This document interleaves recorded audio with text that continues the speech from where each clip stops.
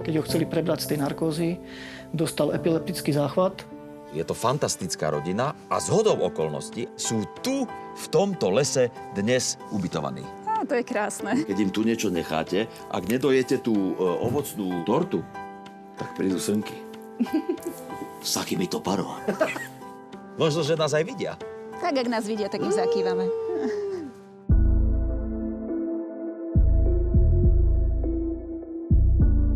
Milí naši dobrí anjeli, som rád, že ste tu s nami. Náš Krištof a ja sme to ocenili najmä v nemocnici, kde sme strávili 50 dní. Ďakujeme.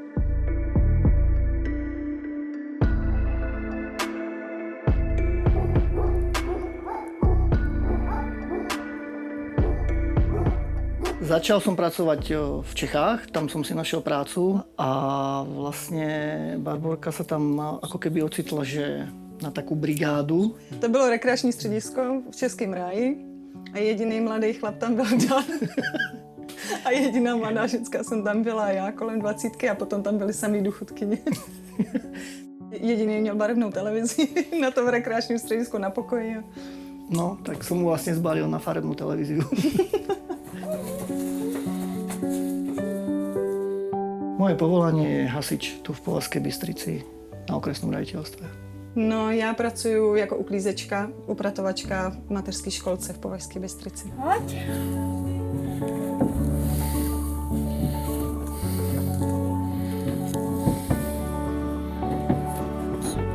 Máme dvoch krásnych synov, Krištofka a Jonáška. A robia nám najväčšiu radosť a sme spolu skoro stále. Jsme velká šťastná rodina.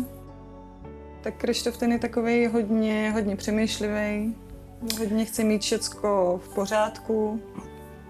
Precízny a vnímavý. A Jonáško je zase taký voľnomyšlienkár, taký free.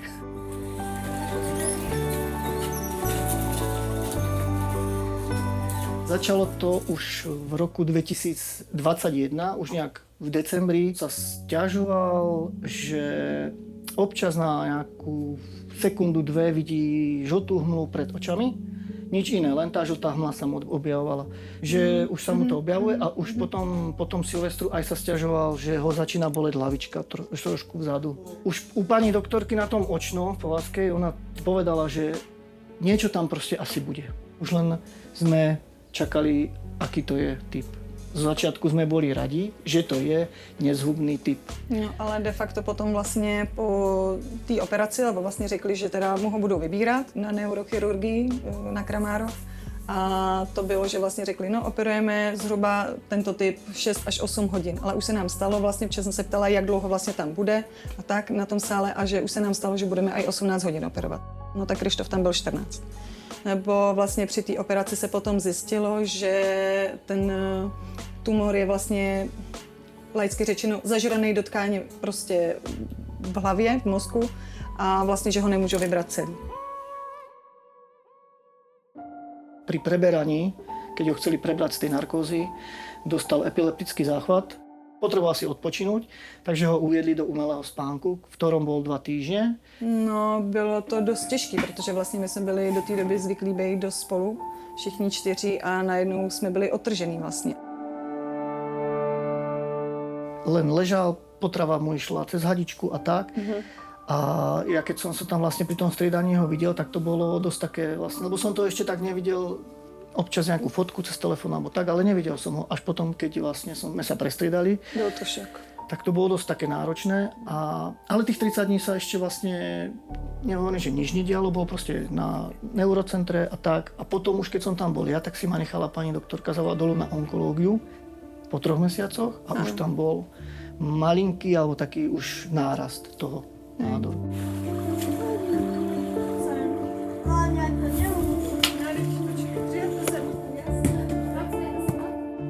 Šťastný by nás udělalo, kromě toho, aby jsme byli zdraví, aby jsme mohli být co nejvíc spolu. Iné hodnoty si človek vlastne uvedomuje, prehodnocuje ten život, že vlastne nie sú dôležité ani koľko razy mávne rukou nad tým, že sú dôležitejšie veci. No a hlavne proste, aby to zostalo tak, ako to je. Už keď nás to postretlo, že sa to stalo, tak teda aby to nerástlo.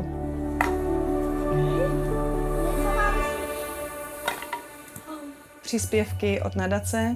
Vlastně jsme používali, když měl aktivní chemoterapii, hlavně teda na cesty, protože jsme byli několikrát měsíci v Bratislavě, potom na nějaké vitamíny a vlastně na to, co mu chutnalo, protože díky chemoterapii mu málo co chutnalo. A teď vlastně je máme na dojíždění na rehabilitace. Tá pomoc je veľmi dôležitá a aj sa nám vracia. Hej. What's this? What's this? It's a door. What's this? What's this? It's a window. A ještě tam něco bylo? Nie. My potom zkontrolujeme s učebnicí radši.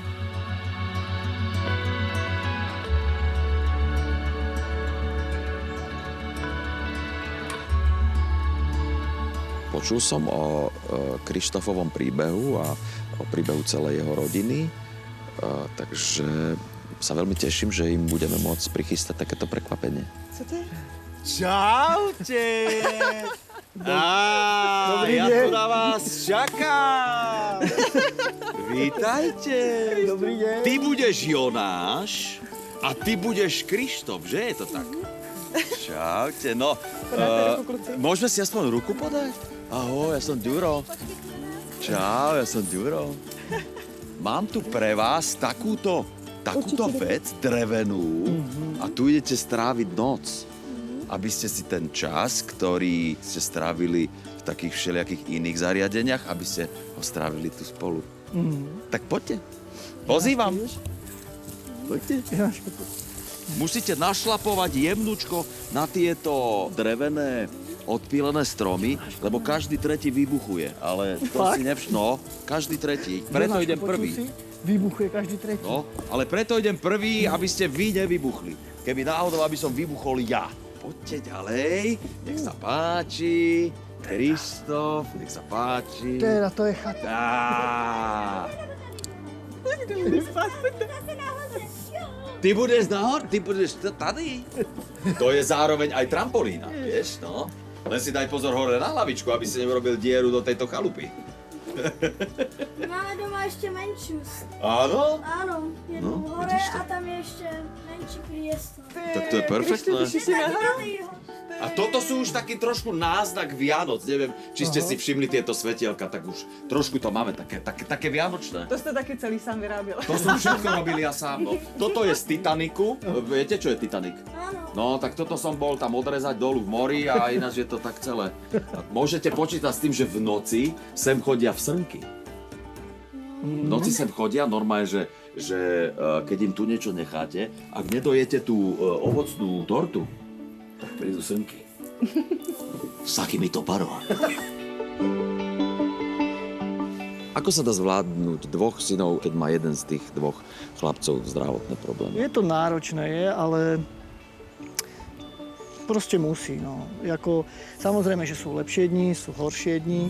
Niekedy je to náročnejšie, že tak, ale proste už sme sa s tým ako naučili žiť a hovorím, ako nedá sa akože s tým nejako nie že bojovať, no. Len sa s tým nejako zmieriť, ale nikdy som nad tým ani raz nepomyslel, že by som proste odišiel od rodiny a ako neviem si to dokázať predstaviť, ale na druhej strane zase možno aj chápem, keď viem, čo to je a že niekto to vydrží a niekto proste to tak asi vzdá, alebo neviem, no radšej odíde, ťažko povedať.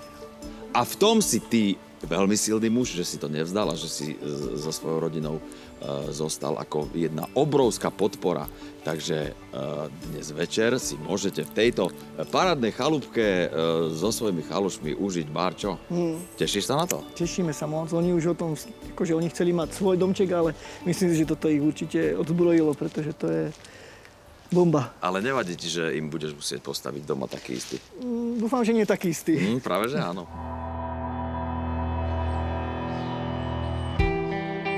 Purest of shores never came in view. Aj Krištof, aj Joni sú to dvaja normálni chlapci, ktorí proste sa jašia, ktorí proste majú v sebe niečo také chalanské, niečo taký potmehúdi sú to, no ale majú humor. Ja som si to všimol, že aj Danko, ich ocino, má humor a ten humor pomáha veľmi a aj v takýchto situáciách veľmi, veľmi ťažkých je ten humor. Ja si myslím, že na mieste. toto sa môže stať hocikomu. Ja na to ani nemyslím, že sa niečo také môže stať, ale môže sa to stať. A vtedy je tá pomoc aj takáto, že som videl, že si to veľmi vážia a je to pre nich veľká vec, že im takýmto spôsobom pomáhame. A každá jedna taká maličká pomoc, ktorá sa nazbiera na Slovensku, tak je super. Pár dní zvládnem a nezostane. Vlaďka, ja by som sa vám chcel v mene všetkých dobrých ľudí na Slovensku, lebo ja ešte stále verím, že tu takí sú a že tu žijú, poďakovať za to, že pravidelne pomáhate takýmto spôsobom a že prispievate rodine, ktorá to naozaj veľmi potrebuje. Ja si želám, aby bolo na Slovensku čo najviac takých ľudí, ako ste vy. Lebo síce ste taká drobnučka, ale podľa mňa ste vo vnútri obrovský, dobré srdce máte. Však je to tak. Určite. Vlaďka, ešte mi povedzte, že aká teda bola vaša motivácia takýmto spôsobom pomáhať? Ja som začala pomáhať, keď som nastúpila do zamestnania, vlastne ešte takom mladý, čerstvý lekár, som sa dozvedela o tomto projekte a prišlo mi to také samozrejme, že budem pomáhať nielen po tej lekárskej stránke, ale že skúsim aj nejakou drobnou finančnou čiastkou pomôcť, aby som uľahčila našim pacientom toto ťažké obdobie, kedy okrem toho, že bojujú s onkologickým ochorením, prípadne s nežiaducimi účinkami liečby, musia sa ešte vysporiadať aj s finančnými ťažkosťami. Tak ja vám, Vlaďka, dnes ukážem rodinu, ktorej vy konkrétne prispievate. Je to fantastická rodina a zhodou okolností, ale ani nie tak zhodou okolností, ako priamo mierene sú tu, v tomto lese, dnes ubytovaní. To je krásne. No, to je perfektné. Možno, že nás aj vidia. Tak, ak nás vidia, tak im zakývame. Toto je celá ich štvorčlenná parádna rodina. Pozrite sa na mňa. Krásne. Toto je Krištof, toto je Jony, toto je Barborka a toto je Danko. Tuto ich máme obidvoch v nejakých prší plášťoch. Užívajú si Barborka kaluže. je z Prahy, Danko je odtiaľto, tak je to taká československá, veľmi príjemná rodina. Tu je Krištofko. Malý bojovník. Malý bojovník po operácii. Malý bojovník po operácii. Krištofko má diagnostikované také, že má nádor v hlave, ale nie je zhubný. Ten časť toho nádoru sa podarilo odstrániť, ale časť nádoru sa odstrániť nepodarilo. Tu sa už usmieva bojovník. Áno, bojovník sa už usmieva, už robia ešte výryby sestričkám. Vraj ho teda sestričky mali veľmi radi a že to bol, že ako pacient bol veľmi, veľmi fajn. Určite je statočný. Tu už majú lásky, áno. Tu už je s bratom, už niekde papajú. Ešte ďalšia vec je taká, že má to komplikované aj v tom, Krištof, že začali také epileptické záchvaty a musí chodiť teda pravidelne na kontroly kvôli tomu, čo mu tam ostalo. A je plný energie aj vďaka vám, pretože to nie je úplne bežná vec, že dostávajú takéto pravidelné finančné prostriedky od vás a je to super. Ďakujeme vám aj za nich. No, tak toto bola posledná fotka. Tak mi povedzte, Vlaďka, že aký je to pre vás pocit, keď sa pozeráte na chlapca, ktorému takýmto spôsobom pomáhate? Krásny a taký povzbudivý, že naozaj tá pomoc má zmysel, že je adresná a že niekomu uľahčí ten jeho ťažký boj a veľmi príjemný pocit. Tak to je super.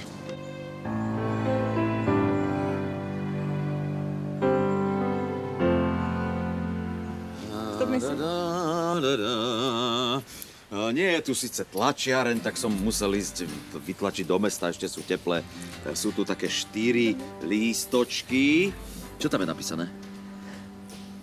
Krištof, prečteš? Tu je napísané, že vstupenka, tu je napísané, že divadelné predstavenie. A ja by som vás rád, keďže ľúbite Milana Lasicu a Jula Satinského, tak my s pánom Latinákom, Lukášom, to je taký, čo má také veľké oči, hráme jedno predstavenie, ktoré napísali títo dvaja páni. A ja vás do Považskej Bystrice na to predstavenie pozývam. Fíha. Budeme tam hrať len my dvaja. Tešíte sa? No to je hezký. A keď tam bude viac ľudí, my napriek tomu budeme hrať len pre vás. To je Hej. krásne. My to budeme vědět. To sú vaše. Sú 4. Ďakujeme moc. Tak sa teším. Áno, bude to super. Ja tu s vami spať nebudem, nevadí to? Dobre.